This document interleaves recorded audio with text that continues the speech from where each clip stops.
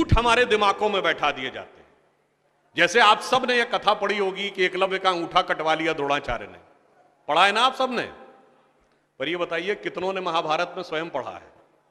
मेरे विचार से हम में से किसी ने भी कभी महाभारत में वह प्रसंग पढ़ा ही नहीं होगा एकलव्य वाला। और अगर हम यह भी विनम्रता से पूछे कि महाभारत के कौन से चैप्टर में है, तो भी शायद हम में से किसी को ध्यान नहीं होगा कि महाभारत के वन पर्व में एकलव्य का उल्लेख है। मगर देखिए मार्क्स और मैकाले का प्रभाव कि हमारे दिमागों में ऐसा भरा हुआ है कि हम ग्लानि से आबद्ध हैं बगैर पढ़े हुए।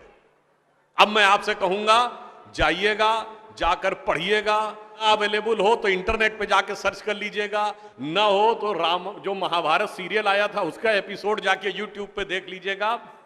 कि किस्सा ये था कि जब आपको, चाहे आपने कथा सुनी होगी कि कुत्ते का मुंह बाणों से भर गया था जो एकलव्य ने तीर चलाए थे, और जब वह तीर अर्जुन निकालते हैं तो उस कुत्ते के मुंह में एक खरोंच तक उस बाण से नहीं आई होती है, तो वो चौंक जाते हैं क्योंकि ये सामान्य तीर नहीं है। उन्होंने कहा तो दिव्य अस्त्र है कि मुंह में पूरा तीर से भर गया मुंह और इसके बाद भी एक खरोंच नहीं आई। आप कहेंगे दिव्यास्त्र का मतलब क्या? दिव्यास्त्र का मतलब ये है, जैसे रशिया यूक्रेन की लड़ाई चल रही है ना, इससे पहले मिडिल ईस्ट की लड़ाई देती थी, तो जो मिसाइल जाती है वो लेजर गाइडेड जाती है, जिस बिल्डिंग पे गिरना उसी बिल्डिंग पे गिरती है, अगल बगल पे नहीं गिरती, क्योंकि the direction is precise to the meters. पर अगर मुंह के अंदर जाए और खाल पर खरोच ना आए, इसका मतलब it is so much strongly guided that it is precision to the micrometers. तो जब ये वो देखते हैं ये दिव्यास्त्र चलाना, तो उन्होंने कहा दिव्यास्त्र राजा चला सकता है, ये कैसे सीखा इसने? तो जब द्रोणाचार्य उससे पूछते हैं कि तुमने ये किससे सीखा, तो कहता आपसे सीखा गुरुजी। कहते मैं तो तुम्हें जानता नहीं बालक, तुम अपना परिचय दो। अब यहीं पर बिंदु है। एकलव्य क्या कहता है? मैं मगध नरेश जरासंध के प्रधान सेनापति हिरण्य धनु का पुत्र एकलव्य। अरे वो मगध के chief of the arm forces का बेटा था। यदि आप ये कह रहे हैं कि वनवासी था, तो ये भी पूरा वाक्य तो पूरा करो कि वो सेना अध्यक्ष था। मगर देखिए कितनी चालाकी से छुपा लिया आधे तथ्य को, और उसके बाद हमारे दिमागों में ये भर दिया कि ये बहुत गलत किया गया।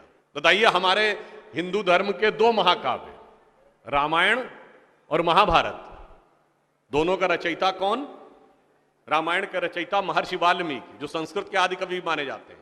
आज जो वाल्मीकि समुदाय है वो किसमें आता है? शेड्यूल कास्ट में। महाभारत के रचयिता और वेदांत और मीमांसा के रचयिता महर्षि वेदव्यास, जिनकी मां मछुआरिन थी, वह समुदाय किसमें आता है? कुछ राज्यों में, दिल्ली में शेड्यूल कास्ट में, यूपी में अति पिछड़े में। तो मेरे भाई, संत रैदास, नामदेव, कबीर, दादू, ये सब पूज्य संत हुए, फिर भी हमारे दिमागों में ये भरा जाता है। और कौन भरता है? वो लोग भरते हैं जो अपने यहां समाज के गरीब वर्गों की खरीद फरोख्त करते थे।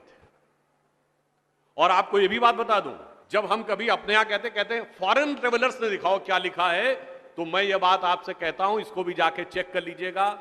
किसी फॉरेन ट्रेवलर का सबसे ऑथेंटिक जो रेफरेंस माना जाता है, वो चंद्रगुप्त मौर्य के समय में मेगस्थनीज आया था ग्रीस से, जिसने अपनी किताब लिखी है इंडिका, आज से 2300 साल पहले। वो इंडिका किताब आज उपलब्ध नहीं है, मगर उसके उद्धरण तमाम जगहों पे हैं, तो प्रूवन है किताब थी। उसने भारतीय समाज में व्यवस्था का वर्णन करते हुए लिखा है कि यहां पर 7 जातियां हैं, मगर महत्वपूर्ण बात यह है यहां इतनी समरसता, इतना सामंजस्य है कि यूनान के समाज के समान यहां कोई समाज का ऐसा वर्ग नहीं है जिसके साथ शोषण या भेदभाव किया जाता हो। ये एक विदेशी लिख रहा है। और मैं एक और बात आपसे बताना चाहता हूं, बहुतों को नहीं पता होगा, गांव में पंचायत होती है ना, ये पंचायत में 5 की संख्या कहां से आती है? ये 4 या 6 क्यों नहीं? 5 की संख्या जानते कहां से आती है? 4 वर्ण माने गए थे, तो किसी भी गांव में निर्णय लेना होगा तो चारों वर्णों का एक एक प्रतिनिधि होगा, और 5वां जानते कौन होगा? गांव के बाहरी क्षेत्रों में रहने वाले वो वनवासी जो प्रत्यक्ष रूप से गांव का हिस्सा नहीं है, पर हमारे निर्णय का प्रभाव उनके जीवन पर भी पड़ेगा, तो 5वां प्रतिनिधि उनका होगा। वहां से यह पंचायत का भाव आता है। और फिर मैं आपसे कहना चाहता हूं, हमारे दिमाग में एक और चीज भर दी गई कि जाति व्यवस्था हमने बनाई। आपको पता है कास्ट शब्द कहां से आया? ये कास्ट अंग्रेजी का शब्द नहीं है, ये पुर्तगीज भाषा का शब्द है।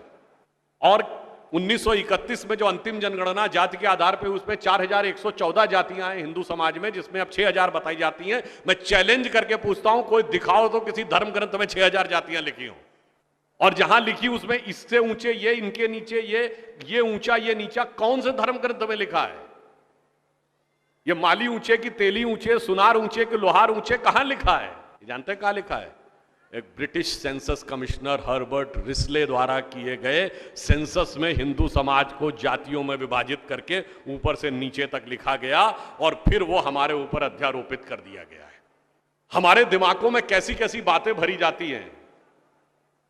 एक थोड़ा लिबर्टी लेते हुए ये भी कहना चाहूंगा, महिलाओं को पढ़ने का अधिकार नहीं दिया जाता था।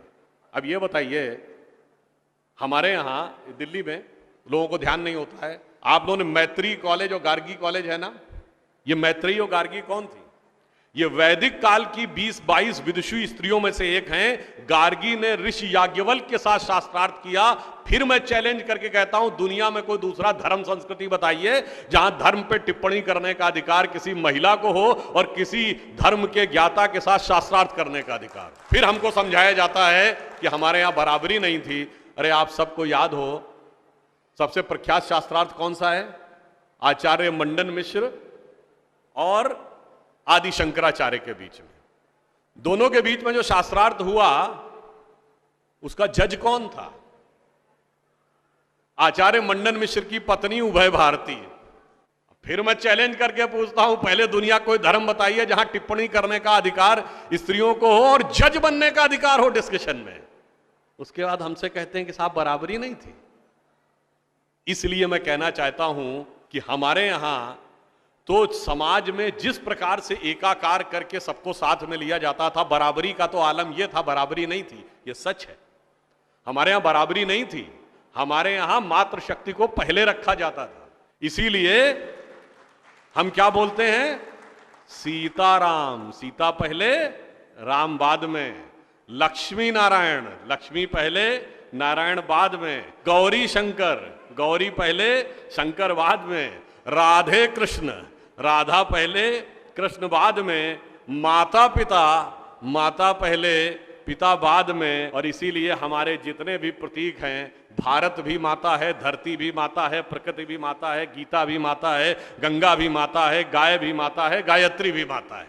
और ये केवल कोई आध्यात्मिक धार्मिक बात नहीं है। वर्ल्ड की डॉक्यूमेंटेड हिस्ट्री में अगर पहली बार कोई वुमेन रूलर रही है तो गुप्त वंश के समय में 4वीं शताब्दी में प्रभावती गुप्त ने शासन किया है। उसके बाद अहिल्याबाई होलकर, रानी दुर्गावती, रानी झांसी, वो सब तो आपने बहुत सुना होगा। अब वो लोग आके हमको समझाते हैं कि बराबरी नहीं।